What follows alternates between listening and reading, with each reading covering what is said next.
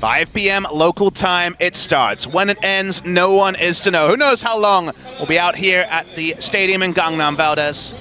Could be here all night. I'd love to have a long kind of podcasty cast with you, Papa. We haven't really gotten too much of a chance. We have KSV in our second series. Who knows? Versus MVP, too. That could go long. Definitely could. But let's take a look at some of the bans here. We already got Skarner as the first ban, especially with Olaf coming in. It's funny that you see that ban first off, but maybe Blossom not comfortable on the pick just yet. I mean, Olaf is definitely the hot new pick in the LCK. Saw it twice yesterday, both victories. Very good in the 1v1 in Skarner, and good at being a battle ward. And I think increasingly, when we move to patch 8.4, an aggressive jungler that outduels and get you vision that the Tracker's Knife removal denies will be very hotly contested. Pumandu on your screen. Picks and bans are going to be super scrutinized, and Jinner is actually the one to ban away one of the chief reasons for the stall in that first series, the Azir Sivir. Never forget, from the side of Jinner GreenWings, no Azir prompts a first pick rise from SKT, knowing that Zoe is available. Yeah, comfortable to play into that. Another thing that's still available, they take away the Kalista, but you still got Xayah Rakan in the mix here. We'll see if they're thinking about that, but Sejuani just really high tier, so it looks like they're going to pick that up first. The Sejuani Xayah is a very possible draft on red side. Hasn't been big, the Lovers duo for Jinner, though, so there's a chance they just go for Varus and ignore it. It's been 0-2 on Xayah Rakan for Teddy and Wraith. So we'll see if they prize denying it away from the side of SKT. Usually we see jungle and the bot lane picked in the first round. We actually haven't had second round bot lanes in a few patches now in the LCK, but they may feel pressured to answer the rise early. See what the first choice is here. If you want Xayah Rakan, you have to take it in the first round. So they're actually just going to prize the Scion. We might actually see a very crazy draft here, because we have jungle top, and now we have mid lane drafted on blue side. Usually we have a lot of parity, maybe one role changing. If there's more than 2 roles changing, the bans get even more interesting in the second round. They go ahead and bring a couple of those really beefy picks as well. Scion just so strong in the top lane, and Sejuani, of course. But here we do have Varus picked up in a very quick lock-in onto J4 as well. And Justice mulling over the Taliyah. I think this is the right time to take mid laners, because the mid lane pool has already been narrowed by Azir and Galio being banned by Jinner. So it feels like the Cassiopeia and the Taliyah can both be claimed. I'm a much bigger fan of the Taliyah. It's not Grace, who's a great Taliyah player. It is Justice in the lineup, so it changes things. And they decide to fight fire with fire, go for the Tristana. They look over the Xayah Rakan. Interesting. So a very different draft than what we've had. It feels like the meta is a very SKT versus Jinner meta. Speaking of the meta, I think the Sorcery and Gathering Storm meta is going to be definitely revealed in this match. So Jinner have jungle, top lane, and AD carry. Outside chance to support Scion, I guess we should say. But for now, they're going to be banning towards support and the Tahm Kench. Comfort taken away from Wolf. And we've seen a lot of mind games here in LCK, but the hover on the Cassiopeia draws the ban on the Cassiopeia. They might not have even been thinking about taking that as the counter pick, but either way, they get the ban out of SKT. I actually really dislike it against Jarvan Varus anyway. Cassiopeia versus Ryze has swung more and more towards Ryze over the years. I mean, this is the best ever spot for it. And Jarvan could just mean the pylon and Cassio struggling, but Faker not wanting to take the matchup, and you definitely defer to him on what he wants to face. See what the second ban is here. Ostensibly looking for support and mid lane in the last round is Jinner. Yeah, Jinner, obviously with the first pick here, they're going to take the Taliyah away. Those were the 2 picks you mentioned, Papa. Hey, maybe this was the epic next level of hovering 2 things you didn't want to play, and they will last pick for mid. You know what? The Aurelion Soul is a real chance for a last pick here if they want it. I would love to see more Aurelion Soul in the LCK. With the GOP changes on patch 8.4, maybe the incentive will be even higher. But they will last pick mid lane, which suggests something a bit spicier. That it does. Braum, the obvious pick, especially after the other 2 support bans. We've been seeing a lot of Trundle up against Scion. We'll see if Untara actually does want to play that tonight once again. Thinking about other picks first. And SKT have been initiation only as an identity in recent months. I'd be happy to see Blossom on the Jarvan, moving away from the Skarner that struggled on. More Engage joins in. The Pylon comp for the 4, and it looks like they're going to be taking the Sion versus Trundle matchup, which has gone kind of both ways. It feels like of the tank matchup, Sion fends the best against the Trundle, but it is a comfort pick for Untara. So 4-1 is the choice from SKT. Is it going to be Aurelion Sol? They're not hovering anything yet. They're waiting down to the last second, and could it be? This would be fully investing into teamfight. But it looks like they're going to go for the protect the telecom. As they have quite a few ways to initiate. The ball carriers here are a little bit situational. Sejuani takes a while to actually gap close. She throws her ult from range, and Sion ult into a team fight is definitely deceptive at best. They end up going for kind of an old school counter logic gaming with double lift comp, with the Orianna and Tristana as the big threat. We don't see this often in Korea, and Orianna has been not great in Korea. It's been found very few victories, also very likely to be tied up by the Varus, the Alistair, and all the engage on the side of SKT. So I was hoping for the roam and to try to punish early. We don't see that here. They're scaling, they're all about the turret siege, but not in the early rotational way that a Taliyah mid lane comp would be. I believe the last time we saw Orianna was BDD, where he totally whiffed his shockwave. After that, people were like, well, let's cross Orianna off the list of mid laners we want to play. But Justice coming in kind of as a new guy here in LCK says, I'm comfortable in this matchup. Let's go on the back of Teddy. Let's see what we can do. He's only played Azir, Aurelion Sol, and Orianna this season. So he's going back to something he played in a loss, it should be mentioned. We've seen so little of Justice, and it feels like they really are bringing him back, kind of the prodigal son that got them their victory over SKT and started the losing streak. They just played against the team that they ended the losing streak on in Africa. They lost to them. Now they play the team that started the losing streak. It's time for payback if you're an SKT fan. For Jin, they got strong lanes, specifically in the top and bot, and they want to get Teddy. Wants to drop the boots, get 6 damage items, load up. We'll see if he can have that miracle carry performance on the Tristana. That's the big question here for Jin. They're looking to be that real kryptonite up against SKT once again. Let's see what they can do as, guys, we're ready. The countdown has started. Let's get into game number 1.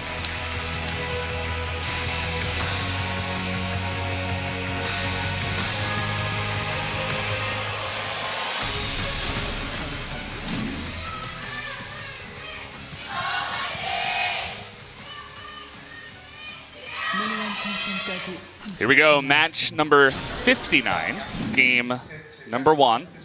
We're almost 2/3 of the way through all of this season, Papa.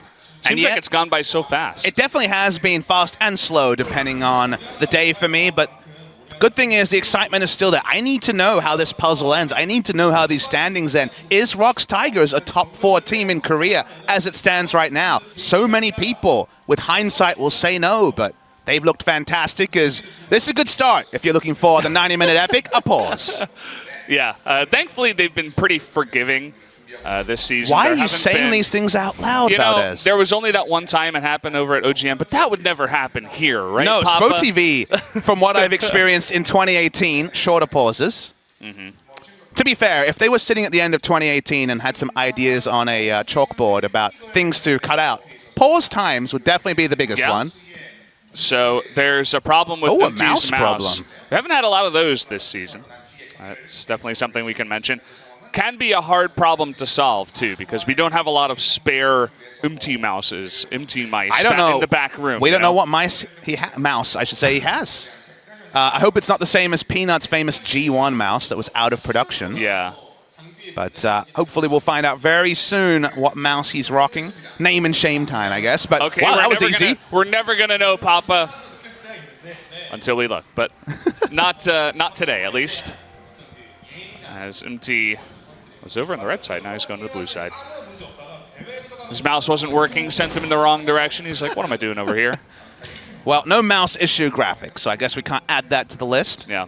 I wouldn't be surprised if you were talking about things to cut down on were pauses. Definitely, I agree, but I feel like this season they're all about trying the weird new stuff. So maybe, things to expand on. Definitely next time there's a pause, they'll have like a short, entertainment skit or something like that. And LCK fans on SpoTV days have definitely learned that the bathroom break is after the interview, not during the interview, because oh boy, do they find new and innovative ways to make it different.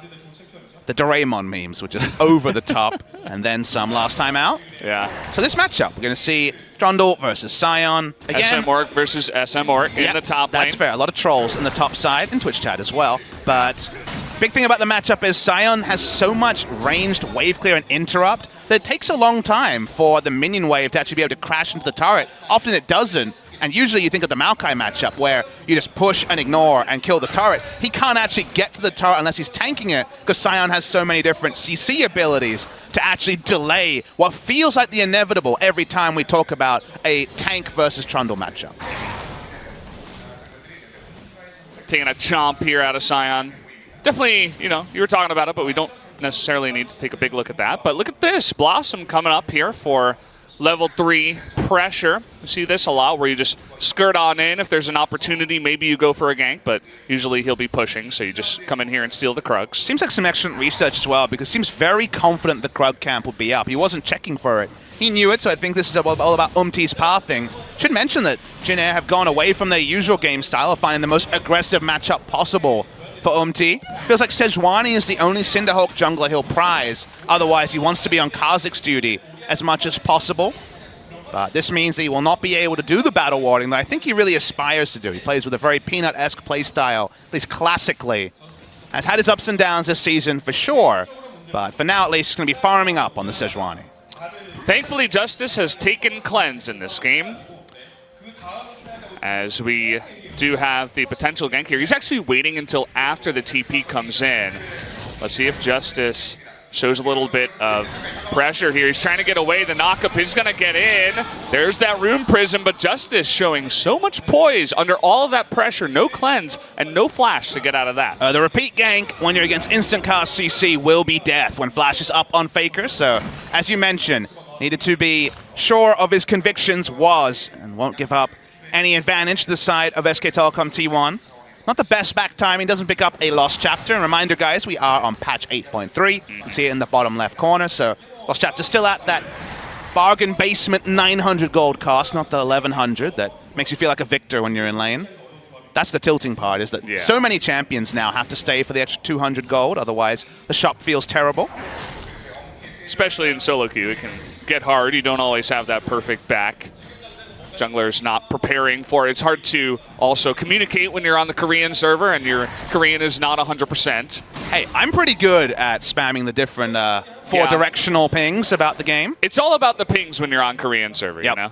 I mean, I can understand what they're saying, but it's hard to, like, type, you know, like, hey, come to my lane and do this. Umti getting aggressive in here. Will make it out with the blasting plant. As a control ward to disengage to. So I guess we should talk about how this game expects to pan out. Basically, So1's job, as is always the way with Sion, is to not die and not lose his turret. And Sion is A+, S+ even. You're an LS fan of being able to delay. So he's the S-tier top laner for delaying. And then put a shield on Teddy. He hits level 15 or so on 3 items and starts ordering turrets. So very, very strong around there. And always the threat of the shockwave coming through as well. SKT, 4-1 and 1-3-1, both available. Always talk about the 1-3-1 with Ryze and Trundle. If he can actually find a lane assignment where he's not being delayed, can do a lot of work. They have a lot of engage to collapse upon a team trying to siege as well. So if they're decisive, even Bang can be a primary initiator. So they have a lot of initiation. So this game should be fiery when we do actually reach the grouping phase. Blossom helping out with the leash here. Smiting in anticipation of that E being blown, but nice poise by Umti this time around. Just waiting and not using that. They'll take advantage of that, but the fun part about this game is we can talk about where we were, you know, during the January 20th match in terms of the meta, in terms of these two teams, and where we are now, because it's changed a lot for both SKT and Jin Air.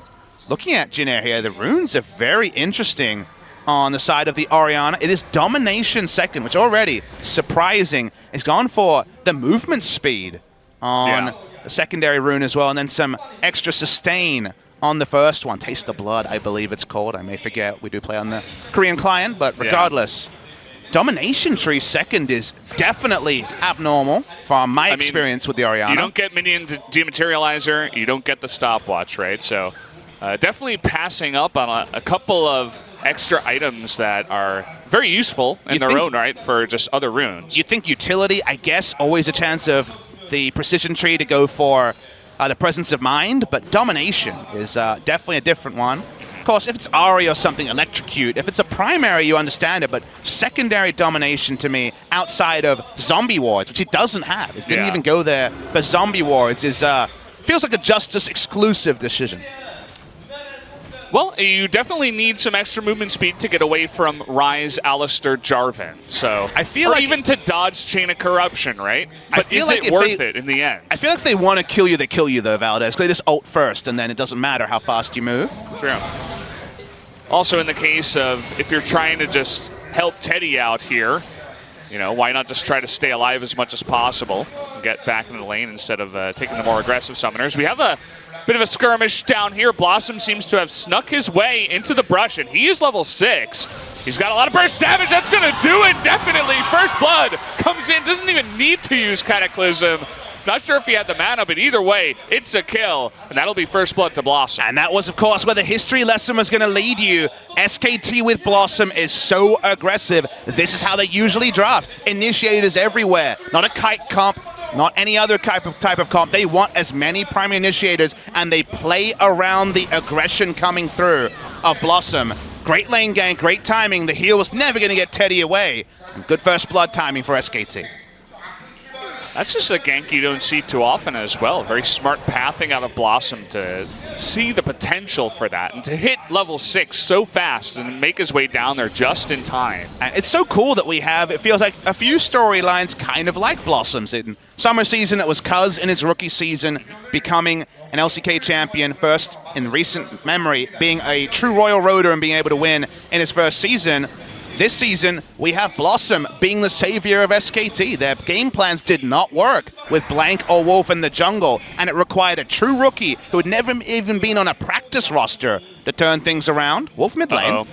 He's level 6. He's going to be diving on in here, looking for the stuns. Clan's going to be blown, but in the end, still does save his flash. But Clan's a nice little summoner to get off the Orianna. And then we even have Yukal for KT, who might shape up to be their starter as the season goes on. So this young talent who's only recently been around the competitive ethos, influencing playoff teams. This is not Jin Air blooding new talent and almost getting into playoffs. This is top teams taking away veteran players and actually rolling in the younger players, the true rookies. And that's always super hyped to see. Yeah.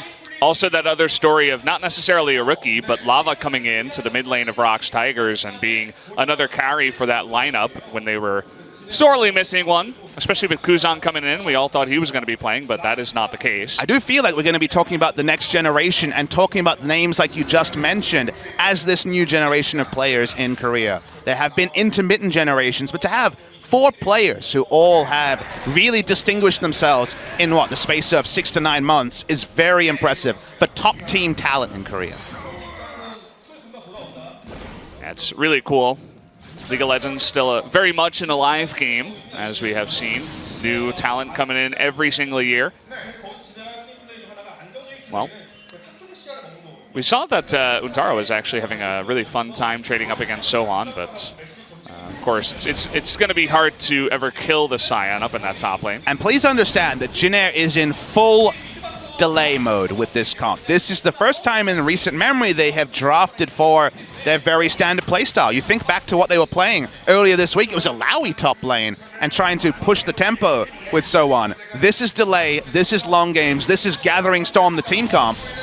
And every time they look aggressive, to me it should be more about how much extra time can we buy to safely farm rather than how many kills we can pick up in the early game.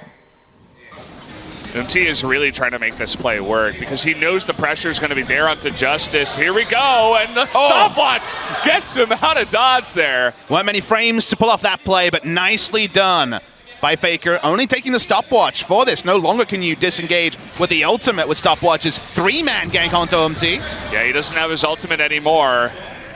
Even the pillar here not going to help him get out. The play there was to try to make him force him use flash by trying to body block the Arctic Assault. Not able to do that. So just a show of intent from SKT. Not going to be any advantages gained. Not a lot of oomph behind the shockwaves this early in the game, but the first one hit, so already we have something positive to say, I guess. Can't take that for granted in this recent memory. We'll see how he does later on when I know people love to spam like Boreana in the chat, but I find her very exciting because 4-man, 5-man shockwaves, especially when you go up against a comp that's trying to just dogpile every single person on top of your carry.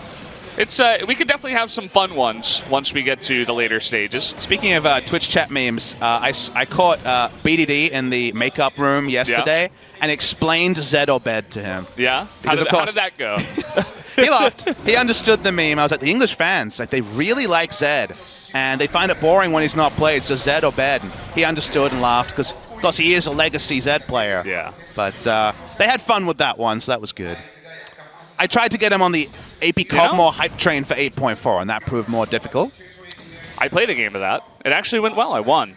There you go. On your recommendation. Confirmed overpowered. On your recommendation, sitting in like, what, Plat 3 right now, I was like, hey, let's give it a try. It actually worked. So any content creators out there, feel free if you get an interview with BDD to talk about Zed Obed. Yeah. He understands. When are we going to see Zed again? When was the last one? Was it Ian, actually, last year? There was definitely at least one Ian game of Zed in summer season. I think that was over at the Gangnam Stadium as well. Yeah, here.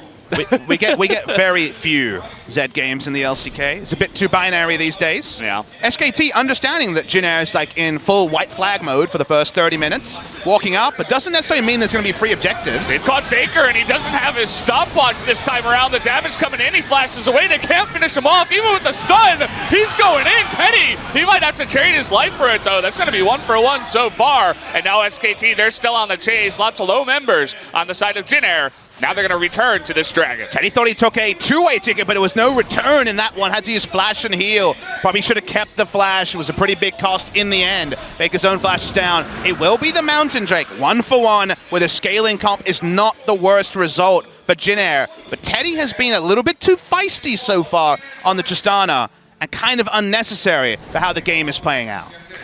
Gonna watch the replay. Remember that Jin Air is looking for a delay. They're looking for 3-item Tristana before they even get out of bed in the morning. They start walking up. Great shockwave. 2 in a row have been on point. Yeah. Faker falls low, and predictably, if you get the chance to say X killed Faker in the chat, you want it to read that way. Teddy does, but second time he's locked up by Blossom. His flash was attempting to be a flash into the rocket jump. Was optimistic, let's say, at best. I don't think that was worth it. And the Mountain Drake does go the way of SKT. Yeah, you were talking about the shockwave. Definitely Fakery could have potentially flashed before the Braum ultimate, but after he was locked down, he was kind of stuck in there. Definitely a team effort that time around from Jin Air. To be fair, the first two have at least prompted him to go for any defensive choice in his Catalyst item. He's been on Rod of Ages duty recently, but has gone into the Abyssal Masters game for, I just kind of want to ignore the Orianna Shockwave. For now, at least, at low AP values, that will certainly be fine. It's only really about the CC until the Death Cap and other big items roll in. Faker respectful in his items. It will buff up Varus's damage, but it's not a double AP comp when it comes to the solo lanes. So just trying to be defensive there is Faker. Justice still scaling up. Scaling, scaling, scaling. We start looking. We're definitely going to have a Gathering Storm on both AD carries, probably on Faker as well. Yeah, I forget. We were so caught up in the domination of Justice that I forgot to check if he actually did take the Gathering Storm. I think it may have been Scorch, but amateur. Not 100% there. Sorry about that.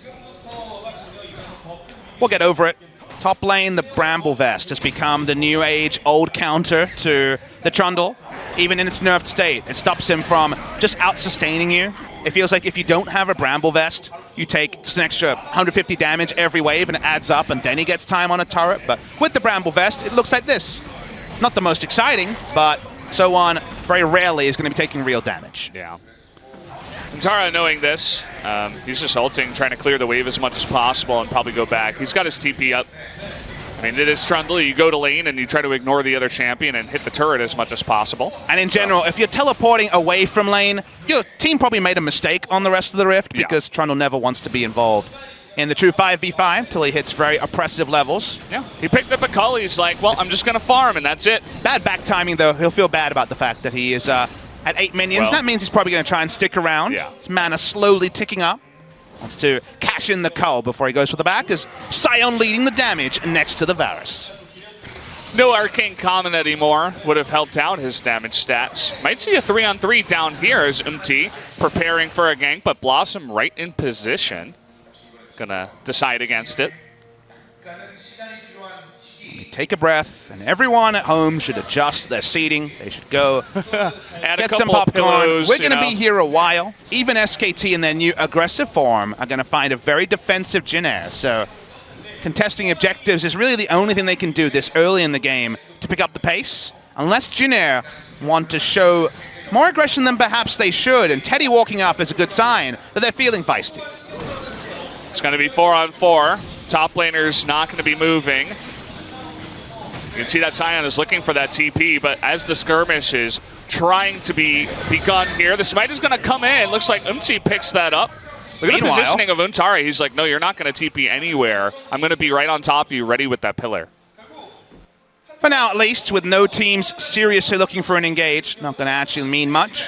The proxy singed effect on the Trundle, who, now that he has Ravenous Hydra, doesn't take damage from minions. Just lifesteal it up with the King's Tribute. And guess what? He doesn't even have to worry about the Bramble Vest debuff if he's not near the Scion. Doesn't mean he's going to get any turret damage. Will mean he finds a red buff, so that's a nice little bonus for Antara. Yeah, small things like that. You know, you can push the turret a lot faster with the red buff, so definitely a nice little buff to pick up. You deny it from the Sejuani. Okay, this is a way to increase the pace. Blossom rotates smartly. This is as Orianna's shopping as well, so very nice timing from SKT. Multi-step process to guarantee a turret like this. Finally, they get the ball rolling. It did take 18.5 minutes. I wish it read 13, but regardless, SKT on the board, and now the rotational advantages they can get from Trundle split pushing. Previously, when Trundle was dirty farming or proxying behind the top turret, it doesn't matter. When the rotations start with the AD carry and the support, that's where you actually create a lot of pressure in the enemy jungle when it comes to where the rest of the team from SKT is. There's the chance of a 3-man collapse on the top side, and now the proxying can no longer be tolerated by Jin Air because the laning phase is essentially over. Yeah, with the pressure that they're putting on, they get that first blood turret, but also the Rift Herald here. You don't see this all too often. Sometimes a dive bottom will lead the enemy jungler into getting the Rift Herald. You kind of trade objectives like that, but not the case, as SKT has total map control for now. As you mentioned, Jin Air kind of just sitting on their hands for quite a while, so they're going to give this one up. And Soan is definitely role-playing a troll, even if he's against Trundle. He's got his Thorn Mail ready to go. About as unkillable as can be as they turn onto Wolf, get a flash at least. They were thinking about going in there. They're like, well, it's probably not worth it. Getting the flash from Alistair as the Drake is about to spawn is still something relevant. Yeah. A lot more safety to Teddy, whose summoners alongside Justices will be up. Soan's just trying to freeze the wave in the face of the Trundle. Nope. He really does not care. Yeah, so we do have the second Mountain Drake up. You were talking about Jin Air trying to delay, but if SKT could get 2 Mountain Drakes, that would be huge. Although Jin Air is going to start this up. They're going to leash it into the back. Sion does pull back, so there will be a bit of turret damage here. We'll see how much decisiveness there is around this play. Untara will want to cancel if he does invest the TP. Blossom pretty far out at this point. So it looks like Untara just going to get the turret as Soan just gives it up. Question being, can they steal? No is going to be the answer. But they engage out of Justice. Not in the greatest spot. Has to flash away. But now Blossom is getting in there. Good shockwave. He's buying so much time. He's still alive in the back line. And the stuns now are going to be coming out here. Wolf looking for the re-engage rate. Very low. Finally, they trade 1 for 1. But eventually, Wolf going to go down. But this is not ending anytime soon. Faker and Bang, the 2 carries versus 2 very low health members trying to run away here. And Justice goes the right way. He manages to juke. He gets onto the speed up as well from the Rift Scuttler. He'll get away. Also a nice escape, a 2 for 1. But you'll notice in the top side, they did not have any advanced vision of Blossom at all. He hadn't grouped early. So we said, okay, the Drake might go the way of Jin Air. It did. But because he hadn't shown, Sion assumed he was being turret dived in the top side, backed away. It did give a turret overall. And Mountain Drake for top lane turret is a pretty even trade. The 2 for 1 means slight advantage, Jin Air GreenWings, but pretty close. So Sion has to give up his turret because they have no vision of Blossom. Blossom being out of position actually ended up getting them an objective. And then as we watch the fight, Wolf's threat into the backline is less because he does not have the flash. The shockwave is perfect, and the fact that Justice lived here with some excellent Orianna mechanics. So far, a pass mark for the Orianna after some struggles recently. The fight continues. Teddy this time does push the limit and get the kill, but he kept his summoners up. No flash forward. Get the kill on Alistair. A 2-for-1 and a Drake. This game stays relatively even. Yeah, I'm glad you mentioned the Orianna mechanics because he was on point, the last-second shield as well as the heal from Teddy. But now we're going to have SKT trying to push this in as fast as humanly possible. They're going to get that mid lane tier 1. And they get the gold rolling as well. They find themselves in a 5,000 gold lead out of seemingly nothing with how the game has gone recently. And they're trying to get a second turret. Orianna's in the top lane. They're going to engage. Goodbye, Wraith. You're just going to get off this rift at this moment. That's going to be the second turret going down, too. And they're looking for more here. Justice in an awkward spot. They're going to jump onto him. He doesn't have his flash anymore. SKT are running the train down middle, and they're getting kill after kill. Jin's delay falls apart in one passage of play. Reminds me of a very old game, the OMG versus SKT game, where the mid lane was rushed down, and SKT got the maximum. Even Justice, many less competitive games, makes a very bad rotation, goes far too straight line trying to get back to base, need to go all the way around, felt pressured, he should feel pressured, and out of nowhere, an inhibitor falls at pre-23 minutes. Looks so good for SKT, a team that not many people had confidence in. Who knows if they had confidence in themselves, but now, just like that, it's the old SKT right back here. You give them an inch, and they'll take it a mile, right down near mid lane. At 23 minutes, your inhibitor is gone. And the fun thing about my illusion is that was 2013. What have we said about SKT with Blossom? It reminds us of the aggression we haven't seen since 2013 SKT impacting the top lane. And all the rest of the lineup, Bengi Faker, Piglet, and Pumandu. The aggression is back with Blossom, and it's just a really smart passage of play. The first turret, indefensible. The second turret, they make a smart read. They know summoners are down, and Orianna is side laning, one of the worst side lane champions because she has no ability to actually close the distance. Great read coming through. That was not an award, but they had earlier vision. They made the read that he'd be in there. Smart moves by SKT, and it punishes to the maximum. Such quick decision-making, and Jin, they've got to be feeling pretty bad about this one, as they're now 8,000 gold behind. Everything up to 18 minutes was great by Jin, and then one series of mistakes may have just lost them the game. The gold lead is opened up. Jin hopes to scale to 40 before the game got interactive, have been dashed, and one more aggressive pick onto especially Umti. The Baron goes down and maybe the game ends because they broke the base without a Baron. That might be the first time this season we've seen the base be broken before any Barons have been claimed on the Rift. It'd be cool to know that stat. Unfortunately, we don't have a stats team over here in Korea. We don't have a stats team. We also don't have an observer PC, if you're wondering why we can't check the runes. We are flying blind. You guys see it. We see it maybe half a second earlier. That's all we got. So making our best with a pirate broadcast.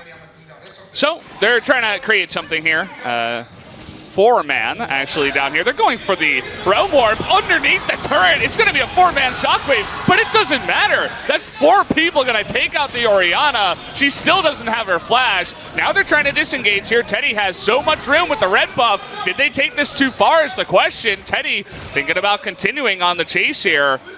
But it looks like SKT slowly going to back away and get away. And look, it's certainly been something they've been guilty of, taking it too far. They are super aggressive and decisive. This one was started by Faker. In the end, they're basically saying, every time we see Justice and know his flash is down, dogpile, what is the Orianna going to do? She doesn't have any oomph behind the shockwaves. The Void Staff to try to be relevant at this point, but no death cap or further AP items means they can't ignore the damage. We saw Faker and said, okay, Abyssal Marks, Merc Treads, he's going to want to stand in the shockwave. He has, and it hasn't mattered. I love Blossom's play. He flag and drags over the wall into 3 people, and he just kind of dances in front of them and says, hey, come on and attack me. See what you can do. Of course, they're not going to. Untara, by the way, doing his job, takes another turret, some nice team gold, and the push is definitely strong for our Trundle player. Game plan is certainly into high gear. What a passage of play around the mid lane to just open up the game.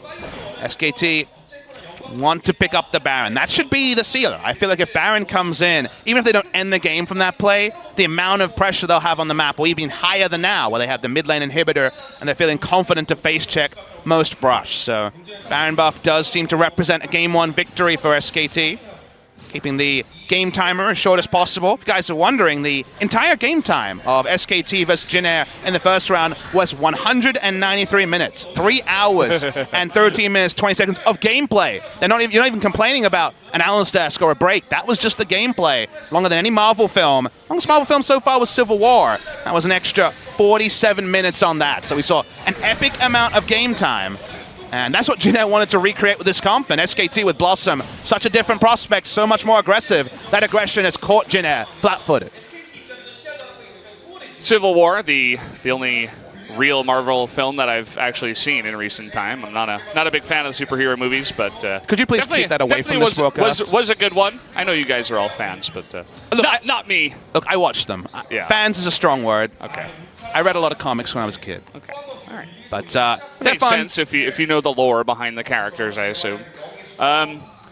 Well, Blossom really doesn't care. He walks up to the enemy team, clears a buff, and now they're going to jump onto the Umti here. They want to take that smite away. Still, the stopwatch left available. That's going to be the 3-man Cataclysm. Getting pretty low, though, is Blossom, and still no kill. Still no results. Up as well. They're trying to get somebody here. They're running after Wraith, who does have his Unbreakable up here. Finally, he's going to go down, and they're going deep into the base here, trying to get on top of Umti. There's the Shockwave. It's not that much damage. Teddy in the backline, they finally get Umti there, but Teddy, he's looking for Bang. Bang getting way too low here. That's going to be one. Now it's all up to Faker. Faker versus everybody. He's got the support of Untara here. Is it going to be enough? Teddy taking it slow, not willing to go too far in, as SKT finally decide to back away. And remember, this game plan from SKT is the right game plan for how early in the game it is. Late game, when it's 4-item Justana, 4-item Orianna, you can't ignore the damage. But you saw that free hitting 3-item Justana, one of the most fearsome things to face in both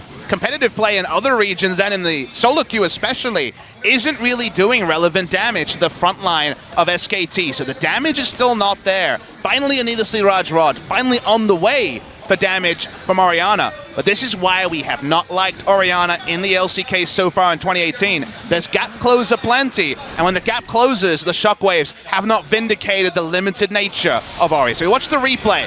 Very extended fight. Justice has Shockwave, but doesn't really have a great place to use it. Faker and Bang are respecting it at every moment. Really smart. The moment that he actually used the command attack topside was the one time that actually stepped on the ball, but didn't matter. It was 1 kill to Jin Air at this point in the game. Wraith inevitably dies, and SKT, again, when they have Blossom, these are the decisions they make as a team. They go in the back line, ends up being pretty even. Jin Air not going to feel too bad about this. The inhibitor has not been crashed either in this passage of play. But in live, in the picture-in-picture, we can see that Jin Air setting up around the inevitable second Baron attempt by SKT. Yep, here we go once again. 4 members of Jin Air just grouping up, trying to get as much vision as possible. Untara doing his job, pushing down on the bottom lane. We return to the scene of the crime once again. That Mountain Drake, and now that we're here at 30 minutes, definitely means that with the Rise and the Varus, they can take down that Baron quite fast here. Oh, I love the itemization from SKT because it's always great when you theorize how a game is going to play out from early decisions or from team comps, and then it does, because if you notice, everyone has overloaded on Magic Resist on the side of SKT. And you look at Jin Air and say, oh, but they actually have Justana, and she's going to be doing most of the damage. It's just so they can pile into the Shockwave, not care, and get the kills. So they are building exclusively to ignore the impact of the Shockwave and to keep fighting and just try to kill Teddy or the front line and ignore the Orianna.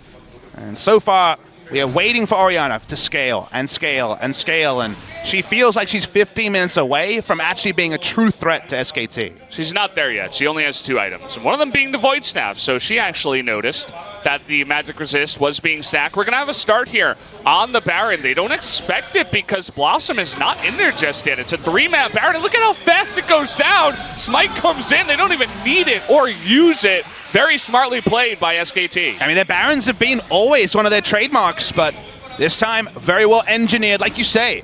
It should have been suspicious, but it ended up being just Jin Air playing on the back foot.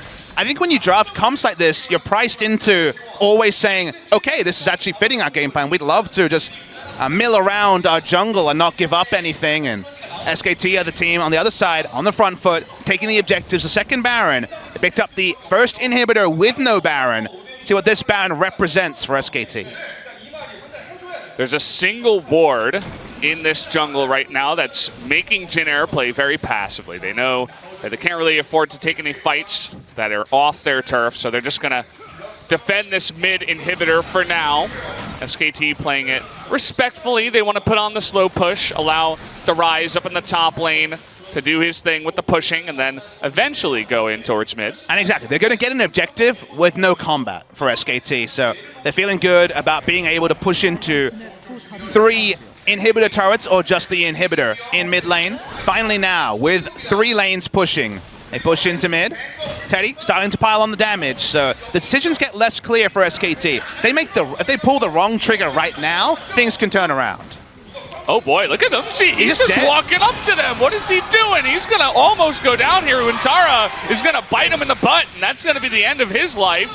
And just one mistake like that means that all that pressure they were keeping off of them on their base is now out the window. It's 5v4. SKT are pushing in. And the game could just end from here. Giving up a member to smite steal a Baron is bad enough. Giving up a member as you're defending the Baron, the death timer is long enough at 32 minutes to mean that 3 inhibitors will go down for the side of Jin Air GreenWings. Just a brain fade from Umti. Overrated his tankiness or overrated the aggressive instinct of his team.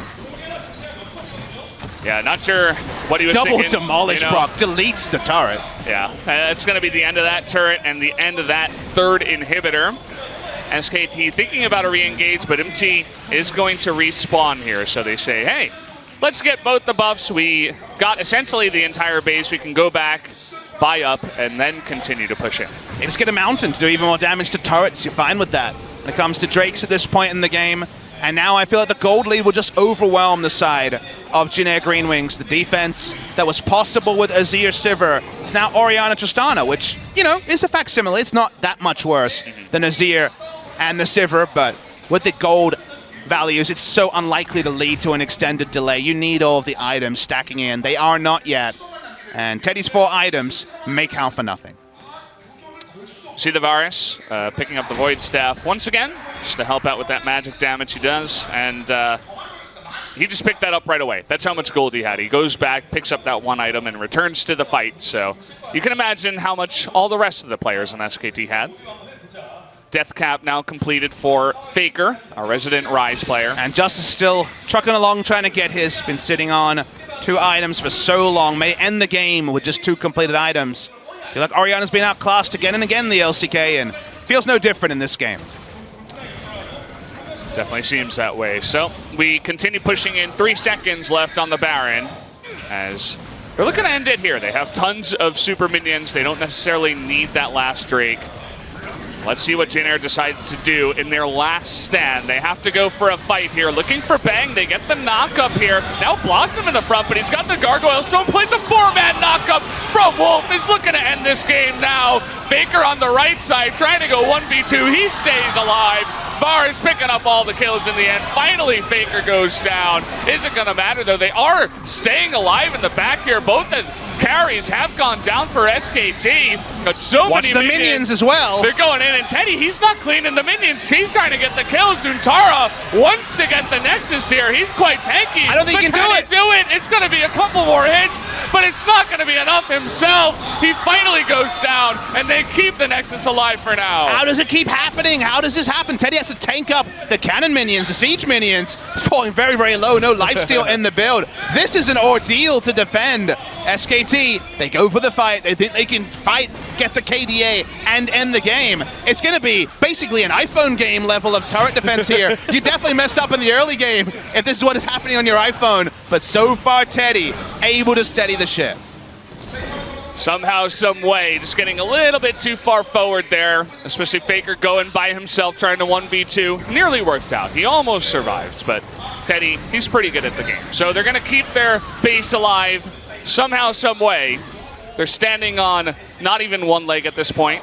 It's like 1 toe for Jin Air as they just try to keep their base intact. Now let's see if it truly summons the spirit of the previous Jin Air versus SKT match. Because you'll watch this replay and say, wait, I remember stuff like this at the end. Remember that was the first series I've ever remembered as, let me point out the headbutt pulverize that you said, was the definitely the big-ticket moment of that fight. Remember that all 3 games Teddy ended with no boots. All 3 games, he actually had 6 damage items. It's the first time in competitive play I have ever seen that happen. So the ultra late game is not being received here. SKT focused on the fight. They were not able to close the distance on Teddy. And at 4 items, now 5, he certainly packs a punch in his build.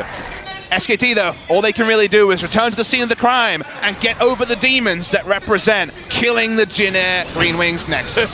They want to do it. They're going to realm warp in. They're just going to attack the Nexus. Can they do it, though? The 5-man shockwave. They're trying to keep it alive, but Untara's going to get it in the back. 37 minutes. They get the win that they were looking for. Congratulations, SKT. They did not want this to go to 94 minutes for sure. What a hype ending, and a lot of SKT fans will hope that you could just stitch in what happened in this game to the previous time they couldn't end the game and make it into a 95-minute victory. That didn't have to happen here. We did not go that far. Heroic defense by Jin Air GreenWings, but not enough. SKT made the read that this time they could end the game. No Azir turrets, no problem. They close it out, and SK Telecom T1, just like in that first series, win game 1. They actually did it. I was getting scared after that Nexus didn't die the first time.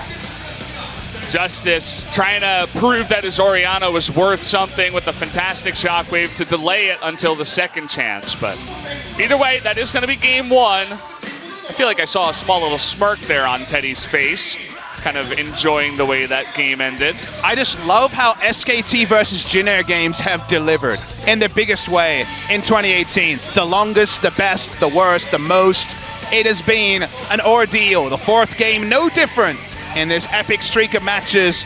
Jin Air's plan of delay was stuffed at 20 minutes when SKT got the maximum through mid lane. Let's watch the replay here and notice how much Faker is able to bring up. They don't want to take the 5v5. They go into the back line. They can't bring minions with them, but they're happy with 5. Jin Air definitely get the read, but the Nexus already below half health. No ability to ult Untara into the fountain. Already had used the buster shot, did Teddy. Nice close by SKT. Yep, very alpha move, going in S5, Realm Warp right on top of your Nexus. Do not care at all about your team, and they finally do get that win, so congratulations to SKT, but they got to win 1 more. The series is not over just yet, and no doubt we'll have some more craziness here in the future of this series. So guys, we're going to hop to a break here in between the games eventually. Looks like maybe it's not happening right now. I wonder if we're going to see the return of Grace in game 2. Going to feel hard done by that he wasn't fielded in game 1. Understandably a lot to talk about. A hype match, but I'm ready for game 2. Yeah, so we'll see you guys in about 10 minutes before game number 2.